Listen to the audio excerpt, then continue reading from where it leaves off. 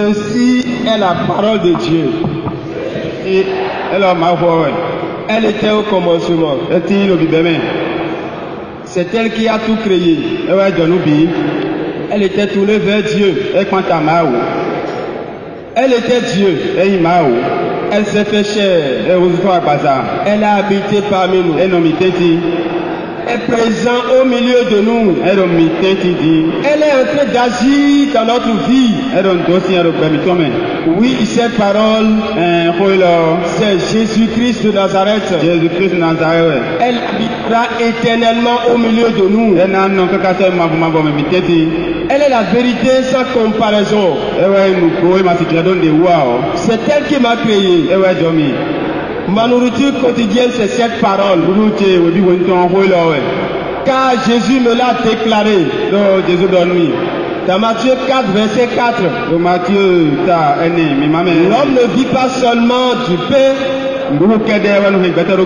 mais de toute parole sortant de la bouche de Dieu. C'est pour cela que je me nourris de cette parole.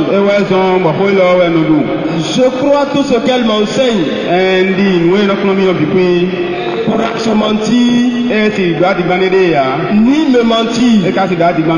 C'est pour cela que je m'engage à vivre tout ce qu'elle m'enseigne. Pour que désormais, les ténèbres qui sont dans ma vie puissent dissiper. Et que cette parole puisse rayonner dans ma vie. Pour que je puisse glorifier Dieu par ma vie. Oui, cette parole est ma vie. C'est elle qui jugera. C'est elle qui me donnera la vie éternelle. Après cette vie, la vie qui viendra,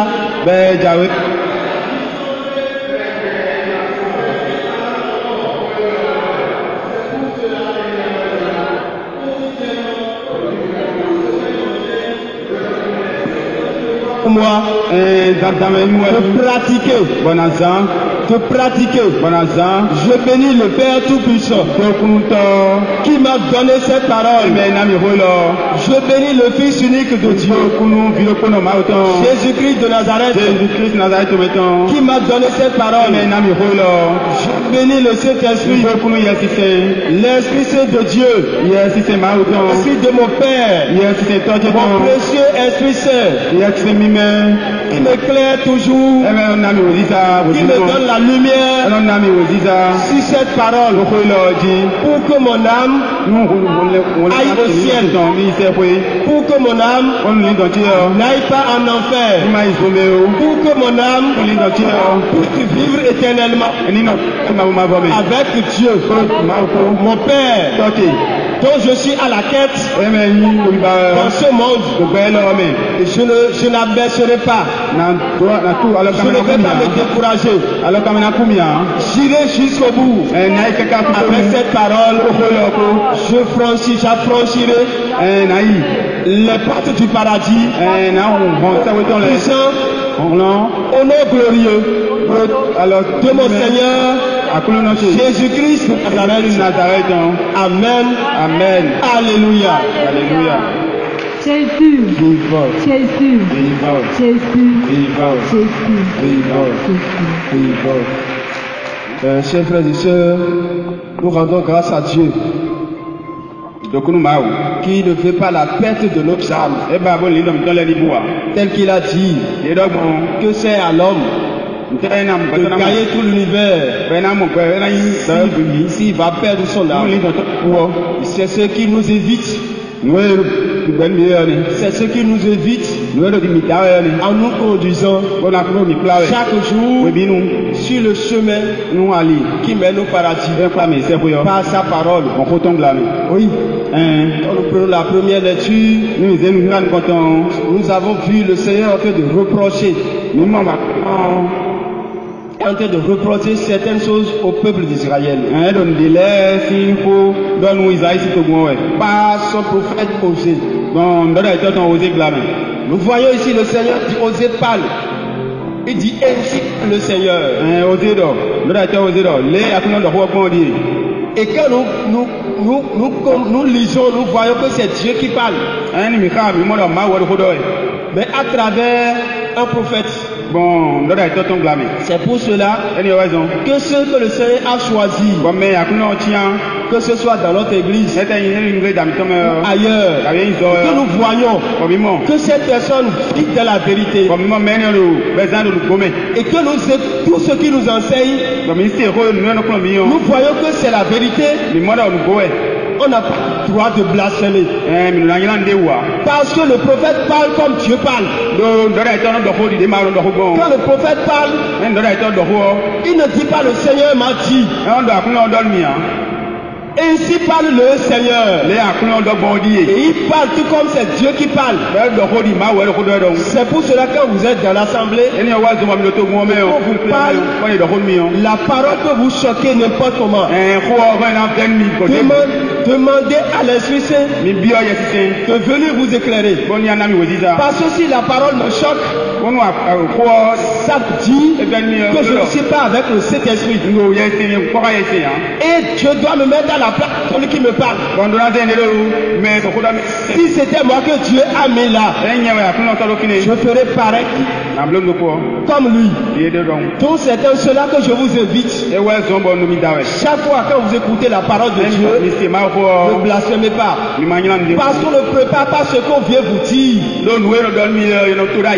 Tel que le Seigneur envoie les prophètes, c'est comme ça il envoie. Que ce soit un frère, que ce soit une soeur, de prêcher. Ce n'est pas la personne qui prêche, mais c'est le Saint-Esprit à travers son autre personne qui vous parle.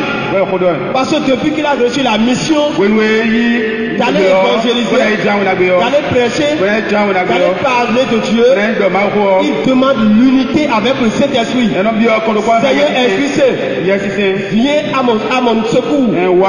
Ce n'est pas moi qui va parler, viens parler à ton couple. Et c'est cela qui fait toute la journée avant de venir vous parler. Donc c'est pas une préparation qu'on fait. Voilà comme ça le Seigneur a envoyé oser parler au peuple d'Israël. Il dit, les fils d'Israël ont établi les rois sans me consulter. Ils ont nommé des princes sans mon accord. Avec leur argent et leur or, ils se sont fabriqués des idoles. Vous voyez, les fils d'Israël ont établi des rois sans me consulter. Voyez, tout à l'heure nous venons de dire que le Seigneur a dit cherchez en premier lieu le royaume des cieux et sa justice, et tout ce qui reste vous sera donné en surabondance. Tout ce que nous prenons dans ce monde, que ce soit chrétien ou non chrétien, croyant ou non croyant, qui fait quelque chose sans que Dieu apporte son accord, jamais cela ne subsistera. Ça devient quelque chose d'un moment et ça va s'écrouler. Vous voyez, c'est pour cela qu'il faut en toute chose, surtout quand je suis chrétien, avant de faire tout, je dois consulter mon Dieu. Tout ce que je dois faire, je dois mettre ça en prière et demander l'accord, l'avis du Seigneur. Puis-je faire ceci, puis-je faire cela, Seigneur, je veux ton accord. Je veux que tu me donnes d'abord la permission de le faire. Si tu veux, je le fais. Si tu ne veux pas, je vais le laisser. Et là, quand je fais, je prie et j'invite le Seigneur. Il bénit ce que je veux faire. Ça va prospérer. C'est comme quelqu'un, un zème qui m'a pris aujourd'hui. Et quand on discutait l'argent qu'il doit prendre, là où je vais, il a dit 200. Et j'ai dit, moi, j'ai 150. Il a soupiré. il a soupiré en disant on ne peut plus rien faire. Le temps est dur. Ce que tu as dit, je vais prendre. Et je suis monté en cours de route. La voix commençait par me parler. Va commencer par me parler. Il dit, regarde, écoute bien ce qu'il a dit. Il a soupiré. Et il a dit que le temps est dur. Est-ce que celui-là me connaît vraiment? Et quand la voix dit, est-ce que celui-là me connaît vraiment? Automatiquement, j'ai su que c'est mon Dieu qui me parle. Et j'ai commencé par méditer. Arrivé là où je suis venu, il m'a dit de parle de moi à mon enfant. Et j'ai dit, mon frère, tu viens de dire quelque chose. Et ça me paraît bizarre. Tu as dit que le temps est dur, qu'on ne peut rien faire. Et ce que je te donne que tu vas prendre. Mais toi-même fais cette comparaison. Le Seigneur a dit quelque chose que tout le monde ne sait pas. Il a dit, cherchez en premier lieu le royaume des cieux. Mais l'homme ne connaît pas ça là. Avant Dieu, c'est les biens matériels de ce monde qu'il faut mettre d'abord. Et on met Dieu à la dernière mission. Et quand j'ai dit ça, sa moto était en marche.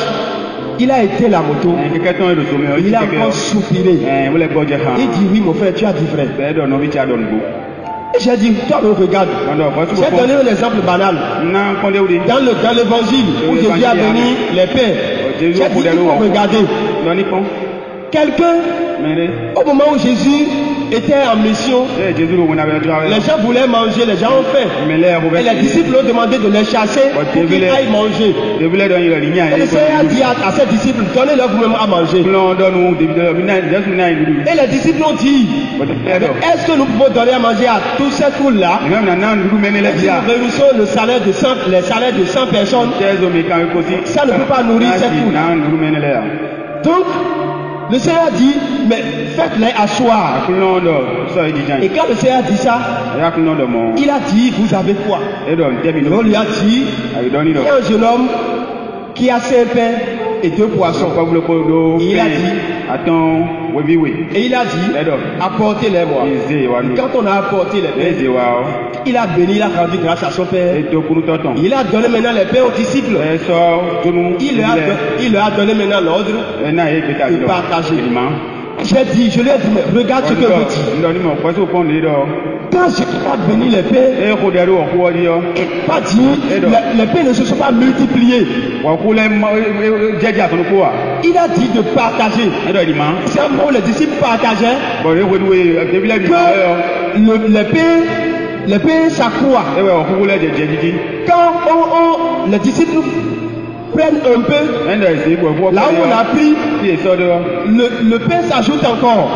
Si bien que les pains ne sont pas finis, et tout le monde est le manger. Vous voyez, tout le monde a pu manger, et ça a resté. Et je lui ai dit, regarde, voilà comment le Seigneur bénit. Peut-être tu as sorti aujourd'hui, le moment que là où nous sommes maintenant, tu as fait le programme d'avoir un certain nombre de choses.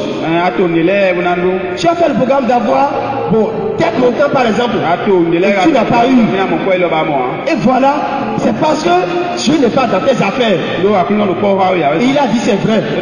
J'ai dit mais regarde, si tu avais mis Dieu devant, il y a des gens qui connaissent Dieu, qui met Dieu devant, mais là où tu es maintenant, il y a d'autres hommes qui n'ont pas fait ton temps, mais ils ont déjà récupéré ce qu'ils veulent. Parce qu'eux ils ont mis Dieu devant. Et quand je parlais, j'ai dit que c'est quelqu'un, il m'a dit qu'il a commencé une église nouvelle, appelé le nom de l'église. Ça ne fait pas un mois. Et il a dit tout ce que tu as dit, c'est vrai. Je lui ai donné un papier de renoncement et je lui ai donné nos différents programmes et de venir voir comment son Dieu est présent et qu'il peut agir comme ça, que sa vie va changer. Voilà comment un chrétien doit agir. Nous devons mettre Dieu devant tout ce que nous devons faire.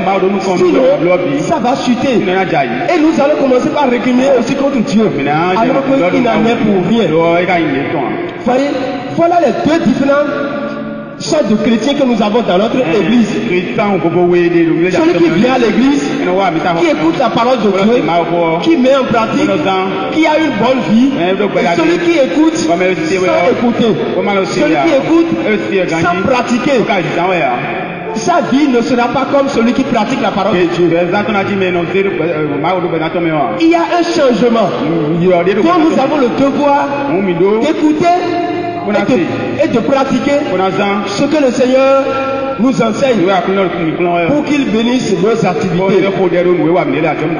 Voyez, il dit, avec leur or et argent, ils ont fait des idoles.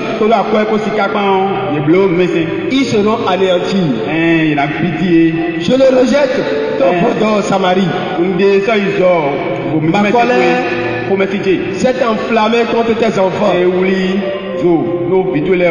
Refuseront-ils toujours de retourner à l'innocence?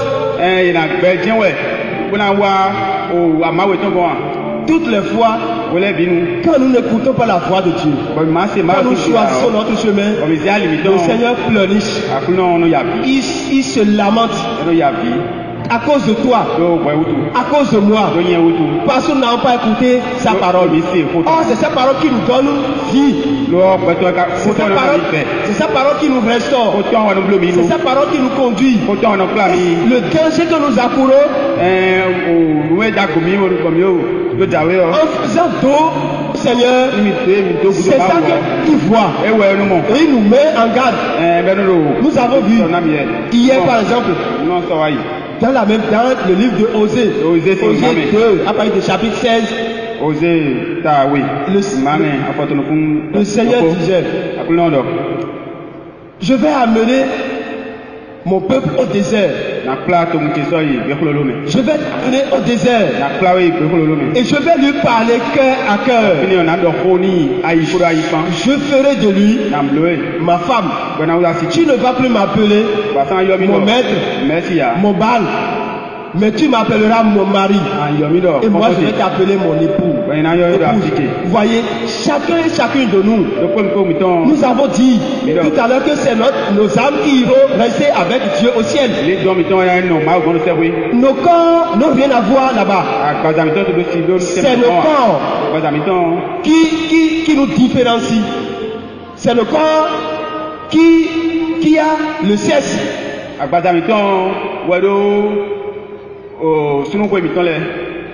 C'est le corps qui a de cesse. Nos âmes n'ont pas de cesse. C'est pour cela le Seigneur dit, ceux qui veulent, ceux qui sont héritiers du ciel, déjà ici dans ce monde, ils sont comme des anges du ciel. Ils vivront comme des anges du ciel. Et c'est ce que le démon a vu. Comme nos âmes sont des épouses pour le Seigneur, lui, traditionnellement, vous allez souvent entendre dire telle femme de tel fétiche, la femme de tel fétiche, la femme de tel fétiche. Tout ce que lui a vu au ciel, il veut tout représenter dans ce monde pour gagner des âmes. Mais dans la faiblesse, l'homme se jette à sa fille sans le savoir. Vous voyez, donc le Seigneur dit, je vais leur parler cœur à cœur. Et s'il dit, je vais les amener au désert, leur parler, c'est ce qu'il veut nous dire. C'est ça qu'il est en train de dire aujourd'hui.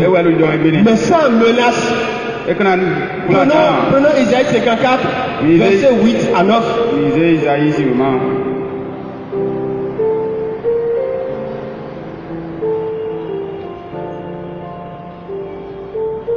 Isaïe 54, verset 8. Dans un débordement d'irritation, j'avais caché mon visage un instant loin de toi.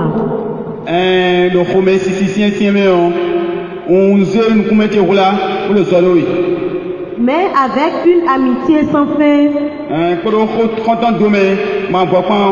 je te manifeste ma tendresse, dit celui qui te rachète, le Seigneur. Verset 9. C'est pour moi comme les eaux de Noé. À leur sujet, j'ai juré qu'elles ne déferleraient plus.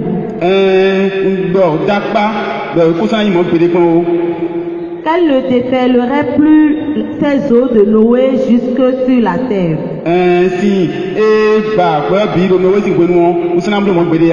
De même, j'ai juré de ne plus m'irriter contre toi et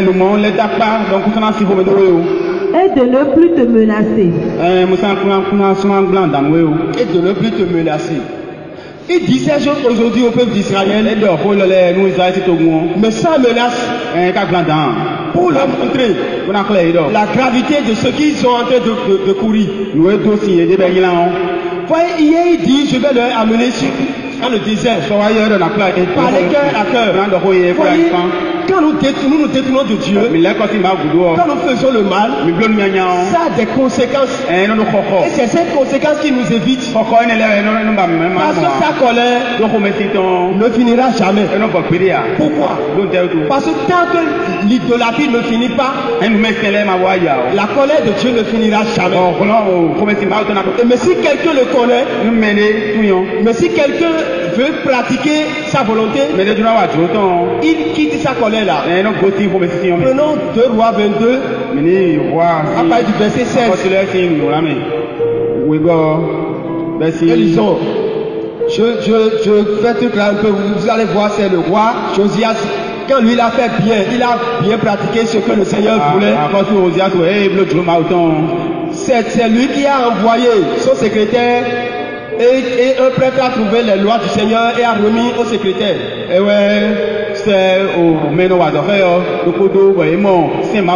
quand il avait vu les lois du Seigneur, il a décidé ses habits en disant nos parents n'ont pas écouté la voix de notre Dieu. Il a envoyé maintenant consulter le Seigneur pour ce qu'il fera désormais. Et c'est ce que le Seigneur a dit aux envoyés. Nous allons lire dans 2 Rois 22 à partir du verset 16.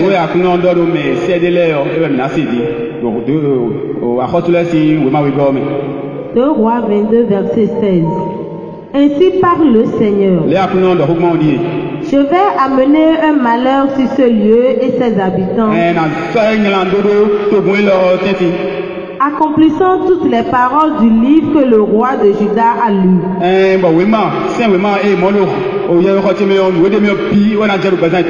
Verset 17. Puisqu'ils m'ont abandonné et qu'ils ont brûlé de l'encens à d'autres dieux, au point de m'offenser par toutes les œuvres de leurs mains, ma fureur s'est enflammée contre ce lieu et elle ne s'éteindra pas. Vous avez entendu? Ma colère s'est enflammée contre ce lieu et elle ne s'éteindra pas. Donc chaque fois que nous faisons le contraire de ce que le Seigneur nous demande, il dit soyez saints, car votre Père, moi je suis saint. Mais il nous demande de pardonner pour être comme notre Père qui pardonne toujours. Mais si le Seigneur me demande de pardonner et que je ne pardonne pas, et si je ne pardonnais pas et que j'aspire à vivre au ciel et qu'on me montre que ceux qui vivront au ciel c'est des gens qui pardonnent, je ferai quoi désormais?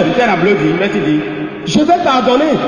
Si je ne pardonne pas, le Seigneur a dit même si tu ne pardonnes pas jusqu'au fin fond de ton cœur, votre Père qui est dans les cieux aussi ne vous pardonnera pas. Mais s'il ne me pardonne pas, comment je peux vivre ensemble avec lui? Sa colère demeurera toujours sur moi. Mais quand je pardonne, la colère de Dieu se détourne de moi. Nous continuons la lecture. Verset 18. Mais au roi de Juda qui vous a envoyé consulter le Seigneur, vous direz ceci.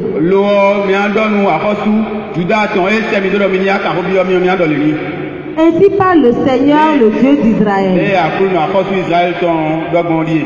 Tu as bien entendu ces paroles, puisque ton cœur s'est laissé toucher, que tu t'es humilié devant le Seigneur, quand tu as entendu ce que j'ai dit contre ce lieu et ses habitants,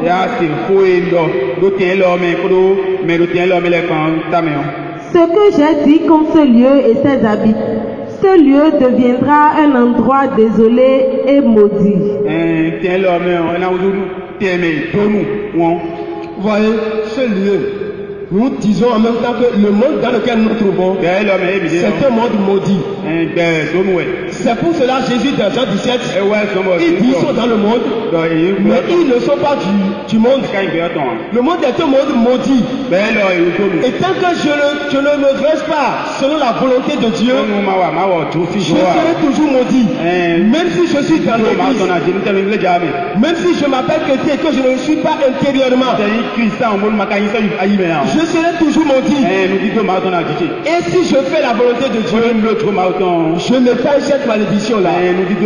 C'est pour cela que nous ne devons pas nous accrocher à ce monde. Nous devons veiller sur notre conduite pour notre salut éternel. Et puisque tu as déchiré tes vêtements et que tu as pleuré devant moi,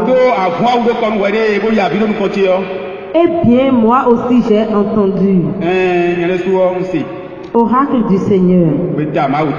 À cause de cela, je vais te réunir à tes pères. Tu leur seras réuni en paix dans la tombe. Et tes yeux ne verront rien du malheur que je vais amener sur ce lieu. Les envoyés rapportèrent la réponse au roi. Voyez, comme ce roi-là a fait la volonté de Dieu, il dit, ne verront pas le malheur que je vais amener en ce lieu. Le roi ne mourra pas, il est toujours en vie. Mais tout ce qu'il fait, comme ça glorifie Dieu, la gloire de Dieu va toujours rayonner dans sa vie. Contrairement à celui qui ne fait pas la volonté de Dieu. Voyez, quand le Seigneur a parlé, ici il dit, puisque tu as laissé ton cœur toucher,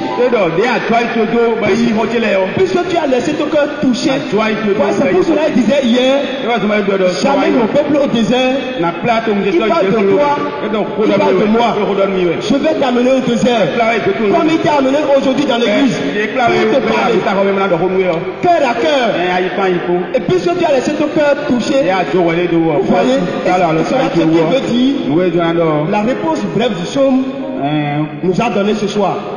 C'est ça qui est peuple de Dieu, mets ta foi dans le Seigneur. Au lieu de te fabriquer des idoles, au lieu d'être égoïste, au lieu d'être avare, au lieu de mépriser ton prochain, au lieu de mépriser ton prochain, au lieu de ne pas pardonner, au lieu d'être tout ce que Dieu ne veut pas, ces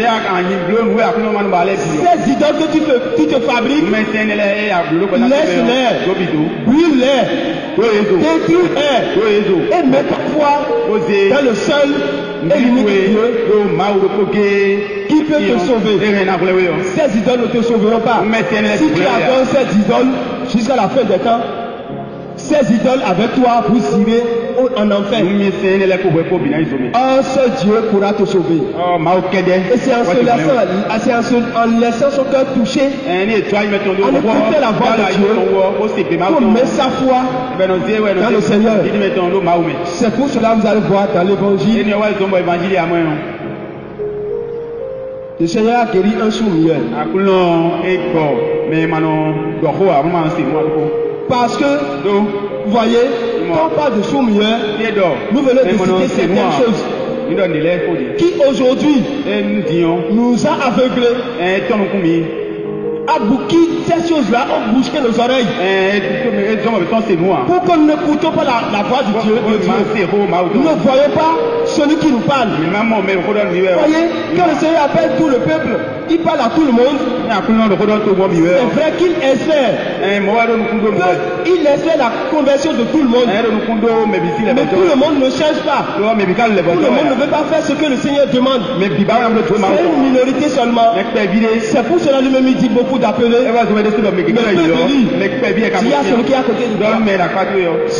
Parmi ces peu élus là, que le Seigneur a dit, est-ce que vraiment tu te trouves parmi le peu là? S'il a dit beaucoup d'appeler et que nous nous voyons beaucoup ici aujourd'hui et qu'il dit encore peu d'appeler, crois-tu que tu es parmi le peu là que le Seigneur demande? Si tu n'es pas, le temps n'est pas encore parti. Tu as encore le temps de revenir à ton Dieu, de faire ton examen de conscience. Depuis que tu as rencontré Jésus, est-ce que tu es devenu vraiment un chrétien? Est-ce que tu es devenu vraiment un chrétien qui t'est accroché à la parole de Dieu? Tu t'es accroché à ce que Dieu demande. Tu t'es accroché à vivre selon la volonté de Dieu. Examine ta conscience. Examine ta conscience. Parce que, regardez, il y a quelque chose que nous ne savons pas. Quand on dit Jésus est le Fils de Dieu, c'est la parole de Dieu qui s'est fait chair. Jésus n'est pas seulement venu annoncer la parole de Dieu, mais c'est la parole qui est venue s'annoncer. Il s'est annoncé. Donc pour avoir foi en cette parole, il faut l'accepter. Il faut écouter ce qu'il dit et saisir ça. Parce que vous savez, quand on n'a pas la foi de la parole, il y a quelque chose qui se déclenche, que nous appelons miracle. Et vous allez voir, tous ceux à qui Jésus a guéri, a donné guérison, qu'est-ce qu'il dit? À la fin des comptes, il dit, ta foi t'a sauvé. Ta foi t'a sauvé. Puisque tu as foi en Dieu, voyez, la dame qui souffrait depuis 12 ans, et quand il a dit déjà en son cœur, si je touche son vêtement, si j'arrive seulement à toucher son vêtement, je serai guéri. Ça veut dire qu'elle est convaincue, qu'elle a foi que si jamais elle touche, elle aura que de cause. Effectivement, ça s'est passé. Celui qui était venu voir Jésus hier, en disant ma fille est morte, vient lui imposer la main. Il avait foi que si jamais Jésus lui impose la main, la fille retrouvera la vie. C'est cette foi qui a fait que quand Jésus est parti, la foi de cette personne a déclenché la résurrection de cette fille. C'est comme ça si nous avons aussi foi en Dieu. La parole de Dieu, quand nous disons si jamais je fais quelque chose doit m'arriver, si nous crampons sur ça, nous avons foi en ça. Quand nous parlons seulement, ça se déclenche de la parole et nous ressentons ça. Ça prend vie dans notre vie. Ça prend chair dans notre vie. Et nous recevons notre guérison comme ça. Donc sans la foi, nous ne pouvons rien. On dit, lorsque en ce temps-là, voici que on présenta à Jésus un possédé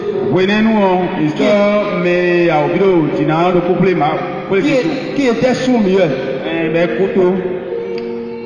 Qui était sourd-muet. Lorsque le démon eut été expulsé, le sourd-muet se mit à parler. Les foules furent dans l'admiration et elles disaient jamais rien de pareil ne s'est vu en Israël. Mais il y a un drame, mon frère. Il y a un drame, ma soeur. Mais les pharisiens disaient c'est pas le chef des démons qui expulse les démons. Voyez, nous vivons ça là aujourd'hui. Si vous voyez, si jamais, tel que nous venons de dire, je ne suis pas en intimité avec le Saint-Esprit. Nous avons parlé d'une école tout à l'heure. C'est pour cela que je profite, mon frère, ma soeur, pour te dire, cette école est importante pour toi. Il ne faut pas abandonner ça. Parce que quand tu es avec le Saint-Esprit, tu feras tout. Mais tant que celui qui n'est pas avec le Saint-Esprit ne pourra pas faire ce que tu fais, il va blasphémer.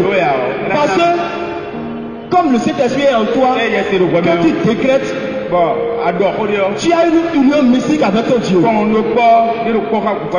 Face à une maladie, tu fais des miracles extraordinaires que beaucoup admirent. Mais ceux qui ne peuvent pas faire, parce qu'eux ils ont un titre donné, ils sont devant d'une certaine manière. Et c'est normalement, s'ils étaient en communion avec Dieu, c'est pas eux, en vérité, que le Seigneur doit faire cela.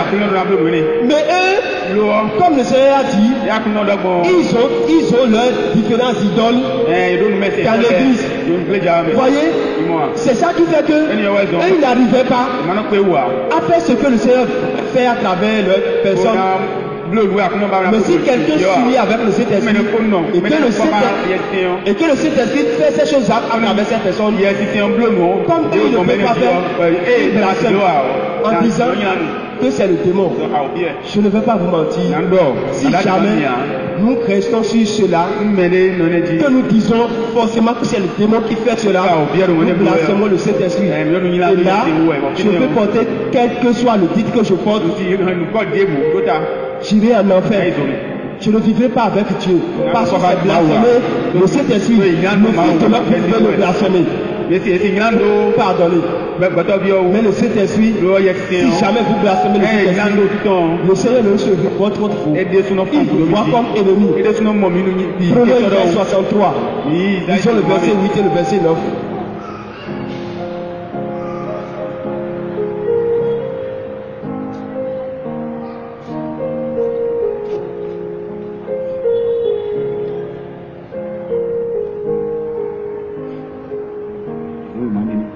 Isaïe 63. Isaïe 63, verset 1. C'est le Seigneur qui parle. Écoutons. Qui est donc celui qui vient d'Édom? Isaïe 63, verset 8 à 10. Isaïe 63, verset 8. Il avait dit: vraiment, ils sont mon peuple, des fils qui ne trompent pas. Vous voyez comment le Seigneur a confiance en nous. Ils sont mon peuple. Voici des fils qui ne trompent pas. Quand vous prenez Sagesse 2, verset 23, le Seigneur a fait l'homme comme lui-même. Comme lui-même. Comme Dieu est éternel, l'homme aussi est éternel. Ça dépend de ce que tu vivras. Et à continuer. Verset 9. Dans toute leur et il fut pour eux un sauveur dans toute leur détresse. Il fut pour eux un sauveur dans toute leur détresse. Ce n'est pas un délégué ni un messager. C'est lui en personne qui les sauva. Dans son amour et dans sa compassion, c'est lui-même qui les racheta. Il les souleva, il les porta dans tous les jours d'autrefois. Verset 10. Mais eux se cabrèrent, ils accablèrent son Esprit Saint. Alors il se retourna contre eux en ennemi. Lui-même se mit en guerre contre eux. Tant que vous blasphémez contre le Seigneur, il ne vous dit rien. Mais si vous blasphémez contre son Esprit Saint, vous pouvez être qui que ce soit. Il vous trouve en ennemi. Et lui, il se met en guerre contre vous. Voilà sa parole qu'il a donnée. Donc nous devons faire très attention. Quel que soit le titre que nous portons, quel que soit le chrétien que je suis, Dieu peut m'aimer n'importe comment. Il faut arrête-toi avec son Esprit Saint. Au lieu de blasphémer contre ses œuvres. Parce que les œuvres de Dieu, c'est le Saint-Esprit qui le fait.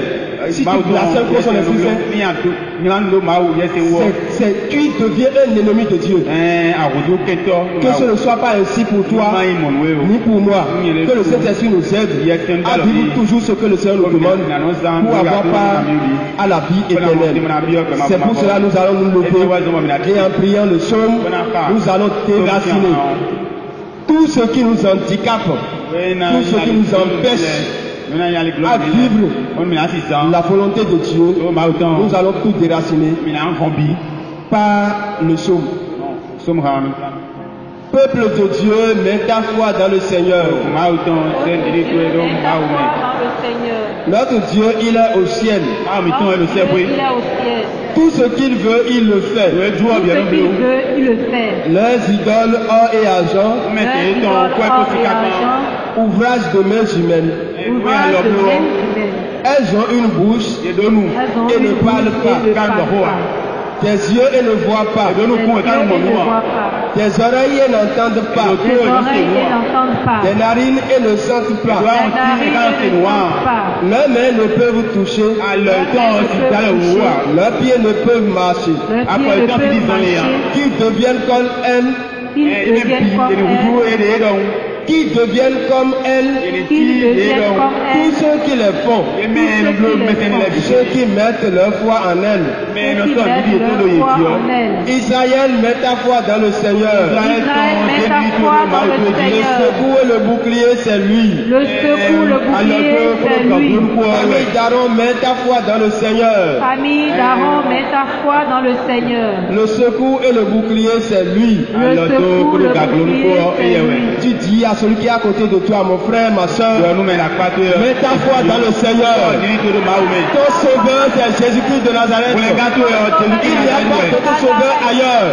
C'est nous seul qui t'a sauvé. C'est nous seul qui a versé ce sang pour toi. C'est nous seul qui te purifie ce soir. C'est nous seul qui te délivre ce soir. C'est nous seul qui te délivre ce soir. C'est nous seul qui est en train de te guérir. C'est nous seul qui est en train de restaurer ta vie.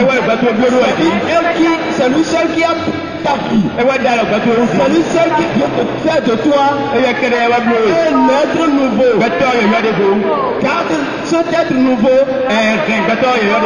Seigneur a fait de toi maintenant. Ne me livre pas désormais à une autre idole. Seul Jésus-Christ de Nazareth, celui que tu dois adorer. La Trinité, c'est le seul Dieu que tu dois adorer. Mets ta foi en la Trinité, c'est ton secours. Ton secours et ton bouclier, c'est lui. Qu'il soit ainsi pour toi, maintenant et pour les siècles sans fin, au nom puissant de notre Seigneur Jésus-Christ. Amen. Jésus, Jésus, Jésus, Esprit Saint, Esprit Saint, Esprit Saint, Esprit Saint.